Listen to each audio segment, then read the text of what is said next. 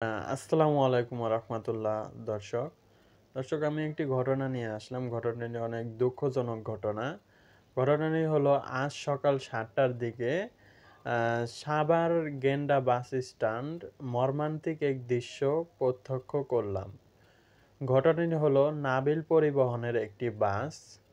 সেই বাসটি নিয়ন্ত্রণ হারিয়ে আইল্যান্ডে লাগিয়ে দেয়। আইল্যান্ডের উপর উঠে পড়ে। তারপর দুর্ভাগ্যজনকভাবে বাসটির হেলপার ঘটনাস্থলেই কিন্তু নিহত হয়ে যায়। খুব দুঃখজনক ঘটনা।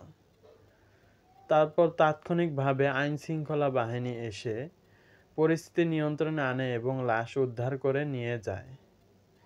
এরপরে পরিস্থিতি কষ্ট করে নিয়ন্ত্রণে আনা হয়। তো আমরা সবাই দোয়া করব আল্লাহ তাআলা যেন নিহত ওই হেলপার ভাইকে জান্নাতবাসী করেন। দুঃখজনক এই ঘটনায় গভীর শোক প্রকাশ করছি।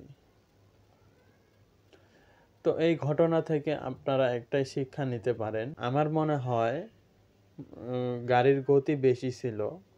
এজন্যই হয়তো নিয়ন্ত্রণ হারিয়ে ফেলে। নিয়ন্ত্রণ হারানোর পরে হঠাৎ করে এক আইল্যান্ডে লেগে যায়। তখনই গাড়ির অবস্থা খুব মারাত্মক ক্ষতিগ্রস্ত হয়। ওখানেই হেলপার নিহত হয়। তো আমরা সবাই এই হেলপারের জন্য দোয়া করব।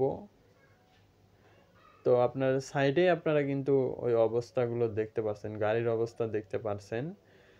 তো গাড়ির প্লেট নাম্বার হলো ঢাকা মেট্রো 15 0625। এটি হলো এই গাড়ির নাম্বার প্লেট। নাবিল পরিবহনের একটি বাস।